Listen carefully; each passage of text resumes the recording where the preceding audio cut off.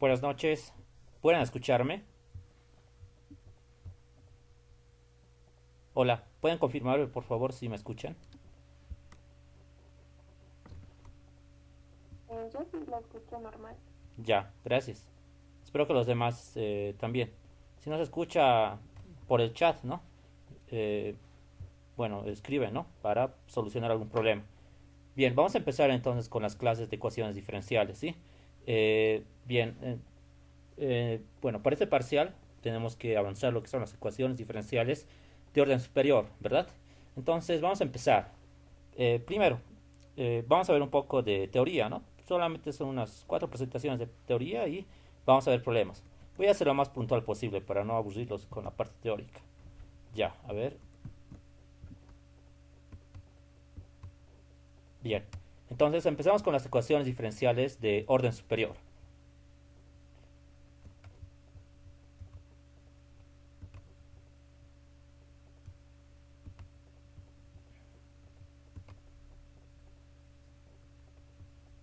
Ya. Bien, estas ecuaciones diferenciales tienen la siguiente forma. Observen. Aquí voy a tener una función a sub n multiplicado por la derivada de orden n más una función a sub n menos 1 multiplicada por la derivada de orden n-1 y más así sucesivamente hasta llegar a una función a sub 2 de segundo orden más a sub 1 por la primera derivada más a sub 0 por y igual a f de x. Les voy a recomendar que desactiven sus micrófonos por favor para que no haya interferencias, ¿sí? Algunos están activando sus micrófonos, ¿sí? No vamos a poder escuchar, sino ya. Eso, ¿no? Entonces, esa es la forma de una ecuación diferencial de orden superior. A comparación de una ecuación de primer orden, ¿cuál sería la diferencia? Que la ecuación de primer orden solamente tiene una primera derivada, mientras que la de orden superior tiene derivadas mayores a uno. Puede ser una derivada de segundo orden, tercer orden, hasta orden n, ¿no? Y bien, en el segundo miembro tenemos una función f de x. Acá vamos a dar una observación, miren. Las funciones a sub n, a sub n menos 1, a sub 2 y a sub 1 y a sub 0 dependen de x por si acaso, ¿sí? Dependen de x. Y esta función f también depende de x. Obviamente tienen que ser continuas, ¿no? Bien, esa es una observación muy importante. Ahora, eh, esta solución, como ven, es de segundo orden, ¿no? Entonces, va a tener dos soluciones, ¿sí? Como cualquier otra ecuación, ¿no? Va a tener una solución homogénea y va a tener una solución particular. Para anotar la solución general, que sería la suma de ambas, debemos sumar nada más, ¿no? La solución homogénea más la solución particular, donde la solución homogénea obviamente está compuesta por constantes, ¿no? Eso ya lo sabemos. Sigamos. Nos vamos a enfocar ahora en la ecuación, en las ecuaciones diferenciales de orden superior homogéneas, ¿sí? Cuando una ecuación diferencial es homogénea. Observen esta ecuación de orden n. ¿Cuándo es homogénea? Cuando esta función f es cero, ¿sí? Entonces, cuando esta función es cero, genera una ecuación homogénea, ¿verdad? Entonces, tenemos la siguiente ecuación. Sería esta la ecuación. Observen, no ha cambiado nada en el primer miembro a comparación de la primera ecuación que les mostré. El segundo miembro está siendo modificado, ¿verdad? Y es cero en este caso. Entonces, cuando f de x es cero, eh, la bueno, la ecuación se transforma en homogénea, ¿sí? Perfecto. Entonces, una vez que tengamos la solución homogénea, ¿cuántas soluciones vamos a tener? Depende del orden. Si tenemos una ecuación de primer orden, tenemos una solución nada más. Si tenemos una ecuación de segundo orden, tenemos dos soluciones. Si tenemos una ecuación de tercer orden, tenemos tres soluciones. Pero si tenemos una ecuación de orden n, tenemos n soluciones, como pueden observar, ¿no? Y estas n soluciones dependen de x, obviamente, ¿sí? Ahora, hay una condición muy importante para este conjunto de soluciones de orden superior. Estas funciones, que son soluciones de la ecuación diferencial homogénea, tienen que ser linealmente independientes, ¿no? Recordamos, ¿no? Que cuando un conjunto es linealmente independiente, cuando un elemento no se lo puede anotar como combinación lineal del resto de elementos, ¿no? Es un concepto, ¿no? Que hemos aprendido en álgebra lineal. Eso significa independencia lineal de funciones. Bien. ¿Y cómo se escribiría? la solución homogénea bueno, de esta ecuación. Es sencillo.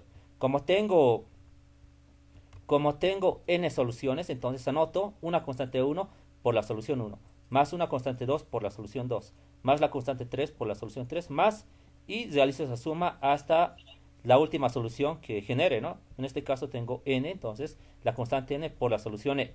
Y esa sería la forma, bueno, ya de la solución, ¿verdad? Bien, sigamos. Ahora, habíamos indicado que ese conjunto de soluciones tiene que estar, bueno, tiene que ser linealmente independiente. Pero, ¿habrá algún criterio para saber si ese conjunto es linealmente independiente? Sí existe un criterio. En este caso vamos a usar el criterio del Browskiano, ¿no? ¿Y qué es el Browskiano? Simplemente es una herramienta, es un determinante. Observen. Vamos a partir del caso de dos soluciones, ¿sí? Si tengo dos soluciones y quiero ver si son linealmente independientes, ¿qué es lo que debo hacer? Inicialmente debo armar un determinante. Vean, en la primera fila del determinante debo anotar las dos soluciones, y1 y y2. Y debo derivar hasta generar un determinante 2 por 2, obviamente, ¿no? No existen determinantes de matrices que no sean cuadrados. Entonces derivamos a y1 y tenemos y1'. Derivamos y2 y tenemos y2'. Es lo que se hace, ¿no? En el Browskiano. Ahora, para el Browskiano de tres soluciones o de tres funciones, lo mismo, anotamos las tres soluciones, y1, y2 y y3. Derivamos hasta generar un determinante 2 por 2. En la segunda fila, y1', y2' y y3'.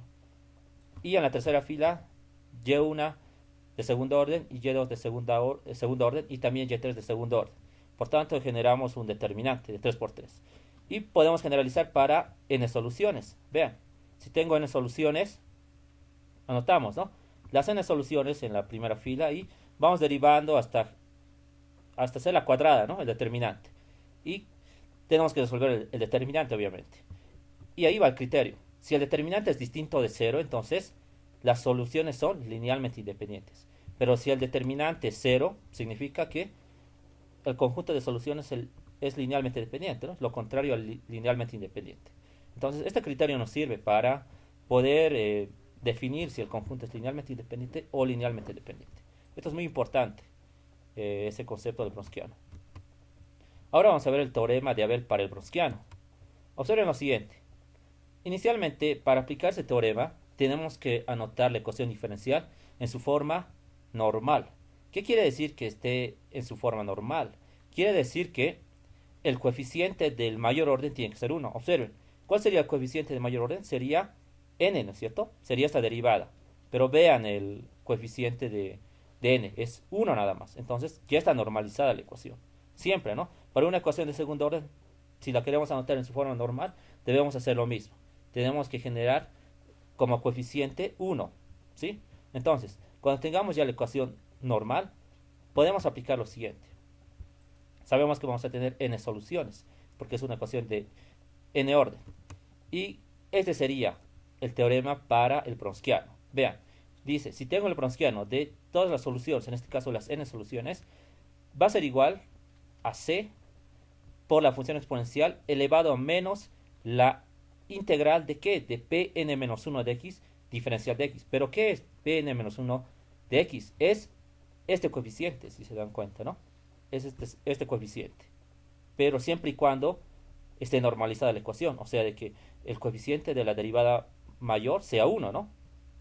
En caso de que no sea 1, hay que normalizar, ¿sí? Pero es ese coeficiente, ¿no? Que estamos viendo ahí, Pn-1 que depende de x. Y donde es una constante adecuada nada más, ¿no? Bien, entonces este criterio nos va a servir mucho para resolver problemas. Y a partir de este criterio se demuestra la fórmula de Abel, que es la más usada para los exámenes y para resolver ecuaciones diferenciales de segundo orden. Bien, ahora sí vamos a ver una ecuación diferencial de segundo orden. Hemos visto ya en forma general cómo es una ecuación de orden enésimo. Pero veamos una ecuación de segundo orden. Vean, va a tener esta forma, ¿no? Tenemos a sub 2 de x por la segunda derivada más a sub 1 de x por la primera derivada más a sub 0 de x por y igual a 0. Ojo, estamos aquí viendo una ecuación de segundo orden homogénea. Nos vamos a enfocar en primer lugar, trabajar con las ecuaciones homogéneas, ¿sí? Bien, entonces el conjunto de soluciones es el siguiente, y1 y y2, ¿no? Obviamente va a tener dos soluciones la ecuación de segundo orden. Y la podemos anotar de la siguiente forma: C1 por Y1 más C2 por Y2. Bien. Ahora, vamos a ver el Bronsquiano, pero para una ecuación de segundo orden. A ver, la ecuación de segundo orden, bueno, me genera dos soluciones. Entonces el Bronsquiano sería este, ¿no? Ya lo hemos visto anteriormente. Ese es el Bronsquiano. Ahora, veamos el teorema de Abel para el Bronsquiano. ¿Qué me dice?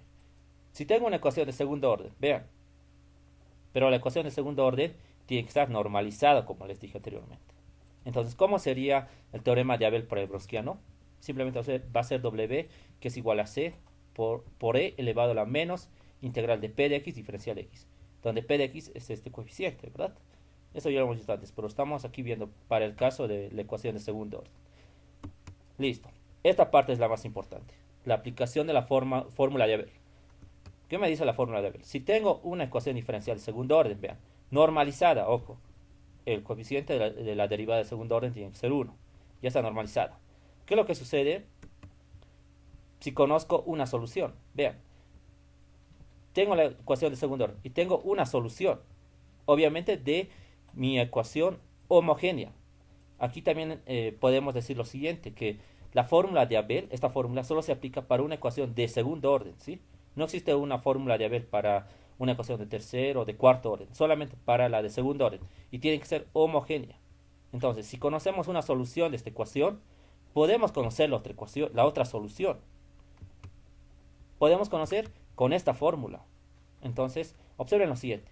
Me dice que puedo conocer Y2 cuando esto es igual a Y1, la solución conocida. Integral de E elevado a la menos integral de P de X diferencial de X. P de X es el coeficiente de Y1, como pueden observar, sobre la solución 1 al cuadrado por diferencial de X. Entonces, en los exámenes de la facultad siempre nos vamos a topar con este tipo de problemas, ¿no? Son los más clásicos. Cuando tengo una ecuación, tengo una solución homogénea y me piden calcular la otra solución. Entonces siempre debo aplicar la fórmula de Abel, ¿no? Para las ecuaciones de segundo orden. Perfecto. Entonces la solución homogénea la podemos anotar como la constante 1 por Y1 más la constante 2 por Y2. Bien, entonces con eso ya habríamos visto los conceptos teóricos, ¿no? Que son necesarios para resolver problemas, ¿sí? Vamos a ver entonces algunos problemas. Veamos el siguiente. Este es un clásico, ¿no? Es también de un examen que creo que es del 2016, no recuerdo bien. Pero de todas formas también les voy a pasar los problemas que estamos resolviendo en clase ahora. Dice lo siguiente: verificar si las funciones y1 que es igual a x, y2 que es igual a x, integral de 2 a x de e a la t sobre t diferencial de t, donde x es mayor a 0. Bueno, debo verificar, dice, que estas dos funciones son linealmente independientes en su intervalo de definición. ¿En qué me enfoco ahora en el problema? Me dice, debo verificar si son linealmente independientes. ¿Y cuál es la herramienta que me dice cuando las funciones son linealmente dependientes o linealmente dependientes? Es el Bronsquiano, ¿verdad? Ya hemos visto eso, es el Bronsquiano. Entonces, como me están dando dos funciones, entonces genero un Bronsquiano de 2 por 2, ¿sí? Voy a generar un Bronsquiano de 2 por 2. ¿Qué sería este, no? Es un determinante de 2 por 2. Ahora, ¿qué es lo que necesitamos? Necesitamos las derivadas, como pueden observar, ¿no? Necesitamos la primera derivada de y1 y la primera derivada de y2. Para la primera derivada, observen, no vamos a tener ningún problema. Y1 es x, como sabemos, y la primera derivada respecto a x es 1. Ahora, para la segunda derivada, les pregunto, bueno, para la segunda función, ¿cómo integramos la segunda función? Lo recomendable será resolver la integral que me están proponiendo, la función 2. Bueno, es lógico, ¿no? Nos podemos dar cuenta que esa integral no tiene primitiva, es decir, que no la podemos resolver en términos conocidos, ¿no? En funciones conocidas. Entonces, la vamos a dejar, ¿sí? Vamos a tener y2, observen. Vamos a tener a y2, que es esta. Pero, ¿qué es lo que me piden? Me piden la derivada, ¿verdad? Entonces, ¿qué es lo que vamos a hacer? Vamos a derivar la función. Pero, veamos lo siguiente. Tenemos un producto de funciones. La primera función es x y la segunda función es toda esta integral. Pero esta función, bueno, que es una integral, ¿de qué variable dependerá? Depende de la variable x, ¿verdad? Depende de la variable x. ¿Por qué depende de la variable x? Bueno, les puedo explicar de la siguiente forma. Suponiendo que hemos encontrado la integral, ¿verdad? Hemos resuelto la integral. Tenemos que evaluar de x a 2, ¿no es cierto? Entonces, si evaluamos con esos límites, va a estar en función a x el resultado. Entonces, es por eso que decimos que depende de x esta integral, ¿sí? Entonces, si queremos derivar, ¿qué es lo que deberíamos hacer? Deberíamos aplicar la derivada para un producto, ¿verdad? Ya conocemos esa regla, entonces derivamos. ¿Qué me dice esa propiedad? Derivo el primero, o sea, derivo x. Mantengo el segundo, mantengo la integral. Más, mantengo el primero que es x y derivo la integral. Vamos a derivar x. X, bueno, la derivada de x es 1, ya la conocemos. ¿Dónde está el problema? El problema está en derivar esta integral. Pero tenemos que recordar algo muy importante. Tenemos que recordar uno de los teoremas fundamentales del cálculo. Bueno, este teorema es muy usado también, ¿no? En el primer parcial. ¿Qué me dice ese teorema? Vamos a repasar. Me dice lo siguiente. Si tengo una integral donde los límites, eso es lo más importante, donde los límites dependan de x y la función está parametrizada, en este caso con t está parametrizada. ¿Qué sucede? ¿Qué pasa si quiero eliminar la integral? Debo derivar respecto a la variable de los límites. ¿Cuáles son las variables de los límites? Bueno, es una variable nada más, ¿no? Es x, entonces derivamos respecto a x. Bien, y hago cumplir la siguiente regla. Digo lo siguiente. F la voy a evaluar en el límite superior. O sea, debo anotar f en función de g, ¿no es cierto? Porque es el límite superior. Debo derivar a g de x, entonces g' de x. Menos, hago lo mismo, pero para el límite inferior. O sea, f evaluado en h de x, multiplicado por la derivada de h de x. Y este es el teorema fundamental del cálculo, en ese caso, ¿sí?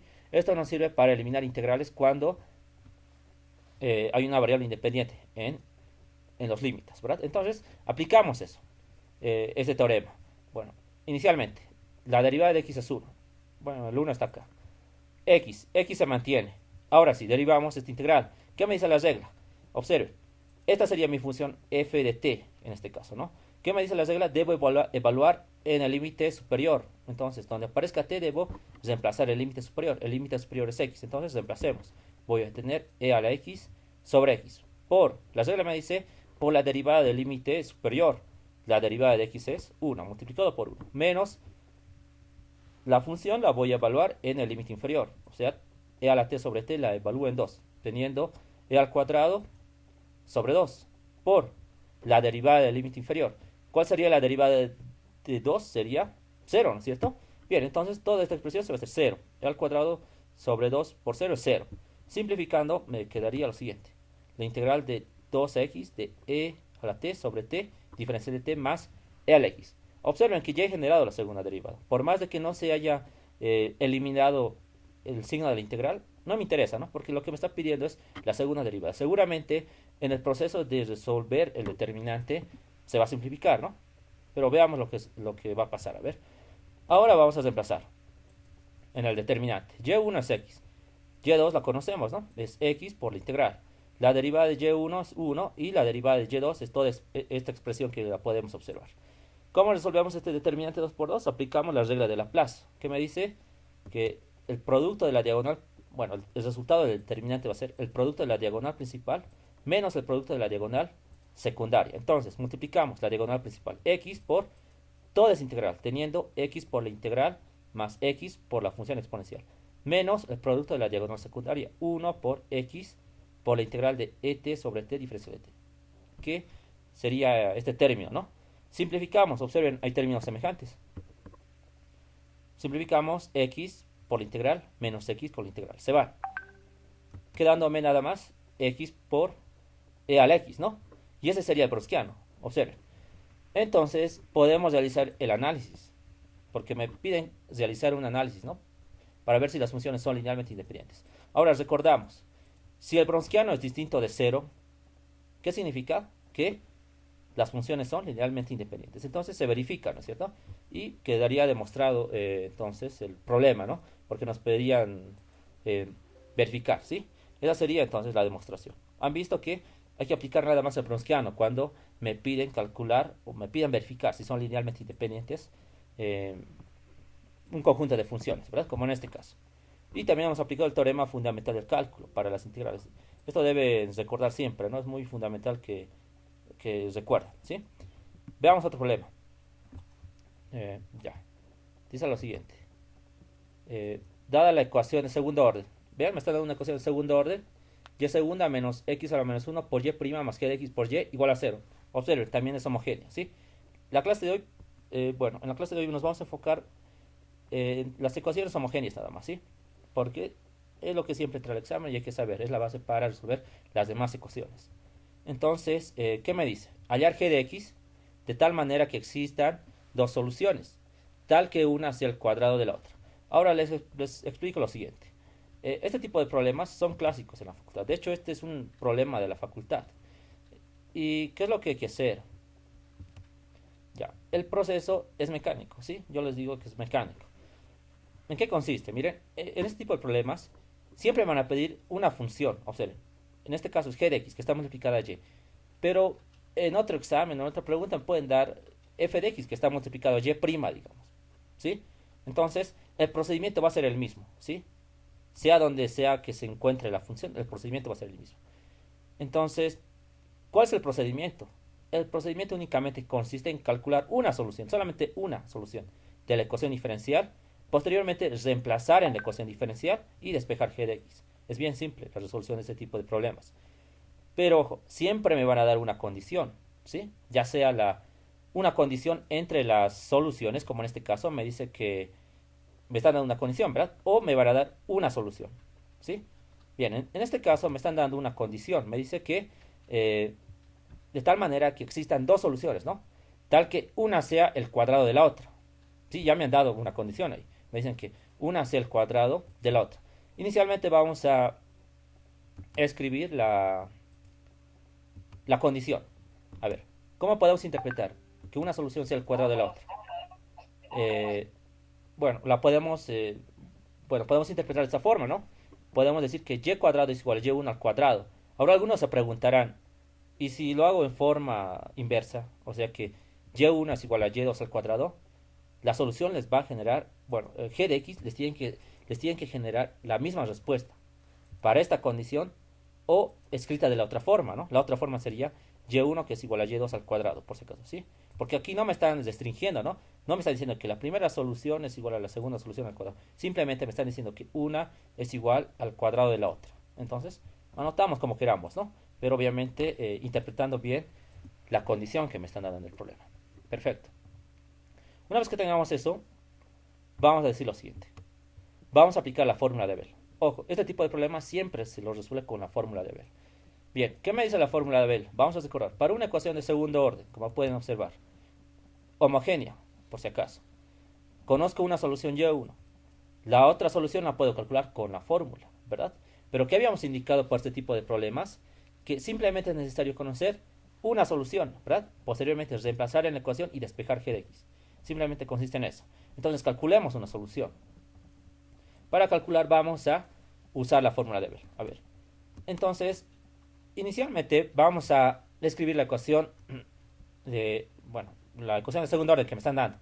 Obviamente normalizada. ¿Qué quiere decir? Con coeficiente 1. A ver, veamos. Sí, está, ¿no? Con coeficiente 1. Está con coeficiente 1. Entonces no hacemos nada. Lo dejamos ahí. Perfecto. El siguiente paso va a ser reconocer los datos que requerimos.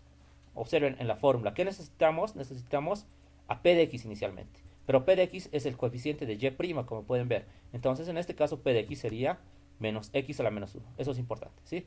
Ya tenemos ese dato. Y1 no tenemos, ¿no? Es lo que queremos encontrar. O y2. Una de esas dos queremos encontrar. Pero, ¿qué podemos hacer? Vean, vamos a reemplazar en la fórmula de Abel. Vamos a reemplazar inicialmente y2. Y2, ¿a qué es igual? Según la condición. Y2 es igual a y1 al cuadrado. Entonces reemplazamos y1 al cuadrado. Esto es igual a y1 integral de e elevado a la menos integral de p de x. Pero p de x es menos x a la menos 1. También lo vamos a anotar ahí. Sobre y1 al cuadrado diferencial de x. Ahora vean lo siguiente. ¿Cuál sería la única incógnita en esta ecuación? La única incógnita es y1, como pueden ver. Tenemos que despejar y1, ¿no? Eliminando las integrales y todo el procedimiento que requiere. Pero una vez que tenga y1, ya va a estar resuelto el problema. Porque si tenemos y1, reemplazamos en la ecuación diferencial y despejamos a g de x. Entonces, procedemos a despejar a y1. Bien, ¿qué podemos hacer para despejar y1? Inicialmente vamos a resolver esta integral. A ver, esta integral es sencilla. Menos por menos es más. ¿Qué me va a quedar? 1 sobre x. La integral de 1 sobre x es el neperiano de x, ¿verdad? Listo, la integral ya está resuelta. Además podemos simplificar términos acá. Y1 al cuadrado con y1 se va a ir, quedándome y1 simplemente en el primer miembro. Podemos simplificar. Tenemos la base exponencial y la base logarítmica, quedándome x nada más en el denominador. Bien, ¿dónde es el problema? El problema en este caso está en la integral. ¿Cómo resolvemos la integral? ¿Cómo? No, obviamente no podemos resolver la integral, ¿no? Porque no conocemos a y1. Podemos eliminar la integral. ¿Cómo eliminamos la integral? Eliminamos derivando, obviamente, ¿no? Vamos a derivar la integral y eliminamos. Bueno, vamos a derivar y eliminamos la integral. Entonces vamos a derivar, ¿sí? En ambos miembros. Si derivo en el primer miembro, tenemos la derivada de y1 respecto a x igual a la derivada de x, bueno, a la derivada de la integral, ¿no? Respecto a x. Entonces, observen, el primer miembro se mantiene, ¿no? En notación. Diferencial de y1 sobre diferencial de x. Esto es igual. Como estoy derivando a la integral, sabemos que se va a simplificar, ¿no? El signo de la integral, porque son funciones, son operaciones inversas, ¿no? Entonces me va a quedar x sobre y1 al cuadrado. Perfecto. Pero lo que yo quiero calcular es y1. Entonces hemos generado una ecuación diferencial, como pueden ver. ¿Qué hacemos? Y1 al cuadrado lo voy a mandar a multiplicar al primer miembro y al diferencial de x lo mando a multiplicar al segundo miembro. Como pueden ver, hemos separado ya variables. Integramos y me va a quedar lo siguiente. La integral de y1 al cuadrado sería y1 al cubo sobre 3.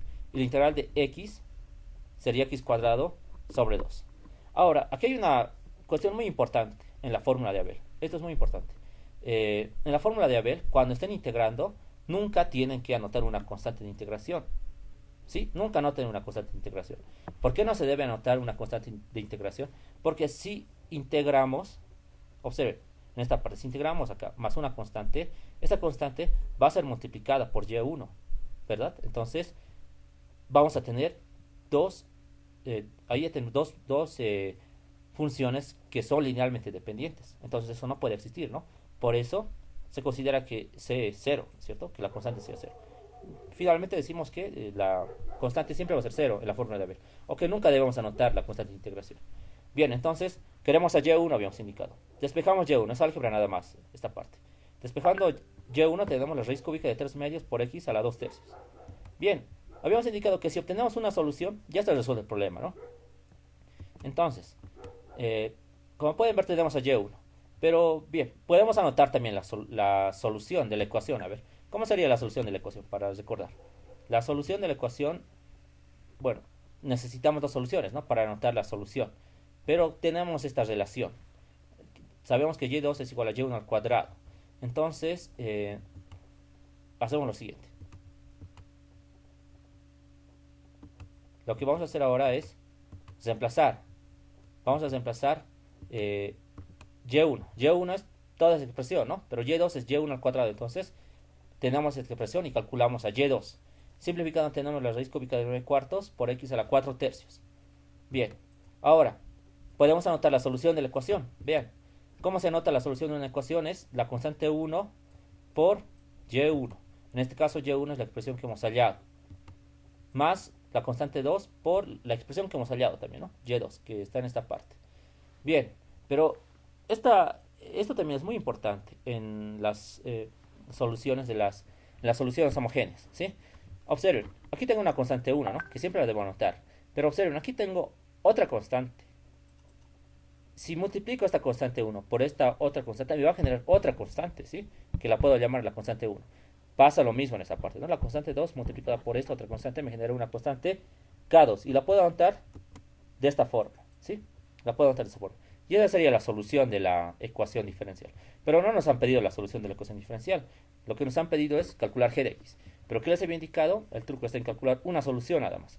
Entonces, observen, ya tenemos incluso dos soluciones. ¿Ve? Tenemos a y1 y tenemos a y2. Elegimos cualquiera de ellas, ¿sí? Elegimos a y1. Observen, tenemos a y1. Ahora, ¿qué necesitamos? Necesitamos calcular hasta la segunda derivada. La primera derivada es 2 tercios por x a la menos 1 tercio. La segunda derivada es menos 2 novenos x a la menos 4 tercios. Una vez que tengamos las derivadas necesarias, reemplazamos en la ecuación diferencial para calcular a g de x. Entonces, reemplazamos en la ecuación diferencial, que es esta, ¿no? Esta es la ecuación diferencial. En la ecuación diferencial requerimos de la segunda derivada y la primera derivada. Entonces, vamos a reemplazar. La segunda derivada es la expresión que hemos calculado, que es esta. La primera derivada es esta otra. Y y también es la solución, que es 2/3, como pueden ver, x a la 2/3. Bueno, ahora observen, tenemos una ecuación donde la única incógnita es g de x, ¿no? Despejamos a g de x. Eso es álgebra nada más. Despejando a g de x tenemos que es 8 novenos por x a la menos 2. Y esta ya sería la solución de la incógnita que me han pedido. Bueno, acá vamos a hacer algunas aclaraciones. Tal vez se pregunten, ¿no? ¿Y qué pasa si reemplazo y2? Sucede lo mismo. Les tienen que generar la misma función, por si acaso, ¿sí? Con y1 y con y2 les tienen que generar la misma función pedida, ¿no? En el problema. Eso es lo importante, ¿sí? Y con eso ya habríamos resuelto este ejercicio. Bueno, este tipo de problemas es clásico, ¿no? Más que todo es muy clásico y tienen que repasarlo, ¿sí? Siempre entra este tipo de problemas en los exámenes, ¿sí? Donde deben calcular una función, ¿sí? Una función que dependa de x, obviamente. Veamos más problemas. Ya. Hemos visto hasta el momento ecuaciones, problemas clásicos, ¿sí? Que siempre entrarán en los exámenes. Ahora vamos a ver también, vamos a resolver ahora ecuaciones, ¿sí? Con la fórmula de Abel. Y obviamente van a ser de segundo orden y tienen que ser homogéneas. A ver, ahora sí. Veamos el siguiente problema. Dice resolver x por y segunda más 2 veces y prima menos 9xy igual a 0. Miren lo que me dice. Sabiendo que una solución es y, que es igual a e a la 3x sobre x. Bien, entonces, ¿qué habíamos indicado? Cuando tengo una ecuación de segundo orden homogénea y conozca una solución, ¿qué debo aplicar para hallar la segunda solución? Debo aplicar la fórmula de Abel, ¿no es cierto? Y aplico la fórmula de Abel. Recordamos entonces la fórmula de Abel. ¿Qué me dice la fórmula de Abel? Si tengo la ecuación de segundo orden, conozco una solución 1. Conozco una solución 1 y aplico esta fórmula, ¿verdad? Aplico esa fórmula para calcular la segunda solución. Entonces, bien, y la solución se va a escribir de esta forma, como ya sabemos. Bien, antes, ¿tenemos que normalizar la ecuación diferencial? Sí tenemos que normalizar, porque el coeficiente de la segunda derivada es x, ¿no? Entonces dividimos entre x a toda la ecuación. Dividiendo entre x a toda la ecuación tenemos y segunda más 2 sobre x por y prima menos 9y igual a 0. ¿Qué hacemos ahora? Tenemos que extraer los datos necesarios. Observen, necesitamos a p de x y también necesitamos a y1, ¿sí? Bien, p de x sería 2 sobre x, ¿no? Porque siempre es el coeficiente de y prima. Y y1 también, ya conocemos, es e a la 3x sobre x. Reemplazamos en la fórmula de Abel. Vean, y1 es e a la 3x sobre x, multiplicado por la integral de e elevado a la menos integral de 2x, que sería p de x, diferencial de x sobre y1 al cuadrado diferencial de x, ¿verdad? Inicialmente siempre debemos resolver la integral. Resolviendo la integral, ¿qué tenemos? Esta sencilla integral. El 2 puede salir, ¿verdad? La integral de 1 sobre x es el logaritmo de x. Simplificando me va a quedar x a la menos 2 nada más. Bien, una vez que tenga eso podemos simplificar. X a la menos 2 con x al cuadrado se van a simplificar. Y me va a quedar nada más e a la menos 6x, ¿sí? Porque tengo e a la 3x por 2, eso me genera e a la 6x. La integral de esta es inmediata, ¿no? ¿Cuál sería la integral? E a la menos 6x sobre menos 6. Y finalmente puedo anotar a y2 como menos 1/6 por e a la menos 3x sobre x. Listo. Ya he resuelto la ecuación. Ya tengo dos soluciones. Entonces anoto como c1 por e a la 3x sobre x más c2 por menos 1/6 e a la menos 3x sobre x. Bien, esa sería la solución, ¿no? Pero también puedo hacer lo siguiente. Observen, ¿qué habíamos indicado? Si tengo una constante multiplicada por otra constante, la puedo denominar la constante K2. ¿Verdad? Esta va a ser la constante K2. Y para que se vea mejor la solución, esta C1 la puedo decir que se llame K1. Y esta sería entonces la constante, la solución de la ecuación diferencial.